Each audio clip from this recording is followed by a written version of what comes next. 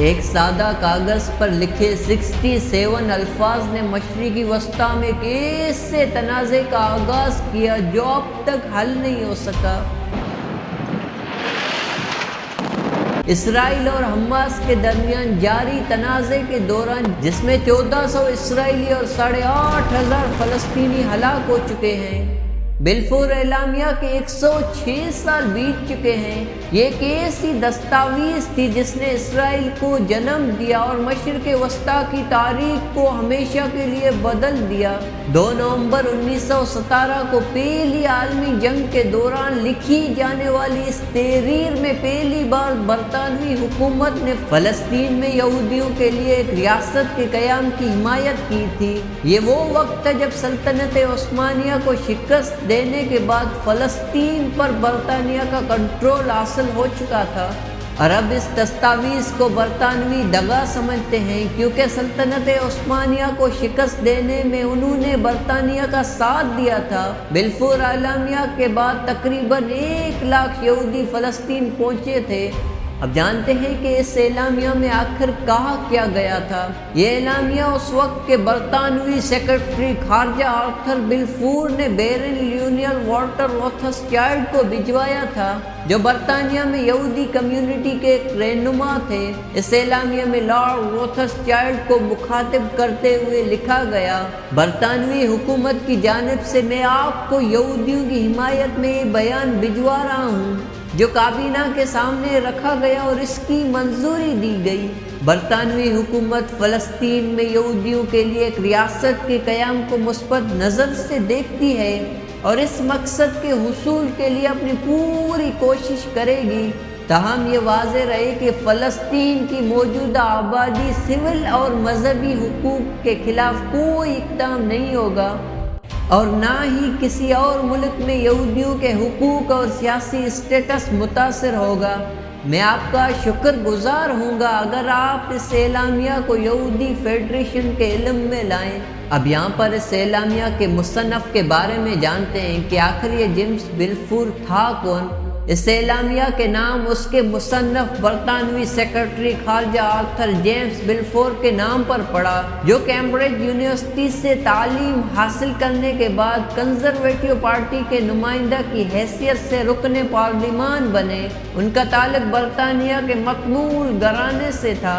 Scottish خاندان سے تعلق رکھنے والے آرتھر جیمز 1902 سے 1905 تک برطانیہ کے وزیر اعظم بھی رہے اور انہوں نے ملک کی خارجہ پالیسی میں اہم خدمات سر انجام دی۔ آرتھر جیمز بلفور کا خیال تھا کہ برطانوی حکومت کو یہودی ایجنڈے کی مکمل حمایت کرنی چاہیے۔ یہ ایک سیاسی تحریک تھی جس نے 19ویں صدی کے اختتام پر یورپ میں زور پکڑ لیا تھا اور فلسطین میں ایک یہودی ریاست کے قیام کا مطالبہ کر رہی تھی۔ آرتھر جیمز بلفور کو اس بات کا سہرا دیا جاتا ہے کہ انہوں نے ہی برطانوی کابینہ کو اعلامیہ کی حمایت پر راضی کیا۔ برطانیہ میں موجود یہودی کمیونٹی کے بااثر رہنما لیونل والٹر روتھسچائلڈ اور چین ویزمین نے ان کی بھرپور مدد کی۔ چند لوگوں کا خیال ہے کہ آرتھر جیمز بلفور نے یہودیوں کی حمایت سیاسی فوائد کے لیے کی تھی۔ لیونل روتھسچائلڈ ایک طاقتور بینکاری خاندان کے سربراہ تھے اور یہودی کمیونٹی کے بااثر رہنما بھی تھے۔ یہ امیر اور طاقتور خاندان فلسطین میں یہودیوں کی ریاست کے قیام کے لیے سرمایہ کاری کا سب سے بڑا ذریعہ تھا۔ اسی خاندان کے ایک اور رکن ایڈمنڈ روتھسچائلڈ نے فلسطین میں بڑی تعداد میں زمین خریدی اور 19ویں صدی کے اختتام تک یہودیوں کو فلسطین میں آباد ہونے میں مدد فراہم کی۔ اس زمانے میں یہ خاندان دنیا کے امیر خاندانوں میں سے ایک شمار ہوتا تھا۔ ایڈمنڈ کی جانب سے یہودیوں کی فلاح کے مقاصد کے لیے امداد اتنی زیادہ تھی کہ ان کو مددگار کا لقب ملا۔ روتھسچائلڈ کے پاس کوئی سرکاری عہدہ تو نہیں تھا، لیکن وہ یہودی ایجنڈے کی حمایت کرنے والوں میں سب سے آگے تھے۔ آرتھر جیمز بلفور سے ان کی تعلقات کی وجہ سے یہ خط ان کے نام ہی لکھا گیا۔ کہا جاتا ہے کہ اس دستاویز کی تحریر میں بھی روتھسچائلڈ نے حصہ لیا، تاہم اس دعوے کا کوئی ثبوت موجود نہیں۔ چند سال بعد 1925 میں لیونر روتھسچائلڈ برطانیہ میں یہودی تنظیم کے بورڈ آف ڈپٹیز کے صدر بھی بن گئے۔ اب یہاں پر نظر دوڑاتے ہیں کہ آخر بلفور اعلامیہ کے مقاصد کیا تھے۔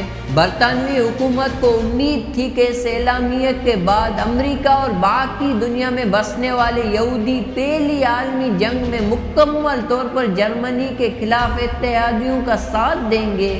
مورخین کا ماننا ہے کہ برطانیہ سمیت یہودی کمیونٹی معاشی اثر و رسوخ رکھتی تھی اور خصوصاً عالمی سرمایہ کاری میں باثر ہونے کی وجہ سے برطانیہ کو ان کی مدد درکار تھی۔ چند ماہرین کا یہ بھی ماننا ہے کہ برطانیہ نے جنگ کے بعد مشرقی وسطی میں اپنا اثر و رسوخ برقرار رکھنے کے لیے یہ اقدام کیا تھا۔ اس تحریر کے مقاصد جو بھی ہوں، بلفور اعلامیہ نے 1948 میں اسرائیل کو جنم دیا اور خطے سے لاکھوں فلسطینیوں کو بے دخل کر دیا۔ فلسطینیوں کے نزدیک اس اعلامیہ سے ان کی مشکلات کا آغاز ہوا جو آج تک جاری ہیں۔ فلسطینیوں کے مطابق اس دستاویز میں ان کا نام تک نہیں لیا گیا اور انہیں فلسطین کی غیر یہودی آبادی کے نام سے پکارا گیا۔ پہلی عالمی عظیم میں سلطنت عثمانیہ کی شکست کے بعد اتحادیوں نے بلفور اعلامیہ کی حمایت کی اور فلسطین باقاعدہ طور پر برطانیہ کے زیر اثر آ گیا۔ اس دوران بڑی تعداد میں یہودی فلسطین میں بسنا شروع ہوئے تو 1930 میں عرب آبادی نے تشویش کا اظہار کیا اور یوں دونوں کے درمیان تنازع کا آغاز ہوا۔ اس تنازع کو کم کرنے کے لیے برطانیہ نے یہودیوں کی آمد پر چند پابندیاں لگانے کا فیصلہ کیا، لیکن عالمی جنگ کے بعد یہودی ریاست کے قیام کا دباؤ مزید بڑھا جب ہولوکاسٹ کی بربریت سامنے آئی۔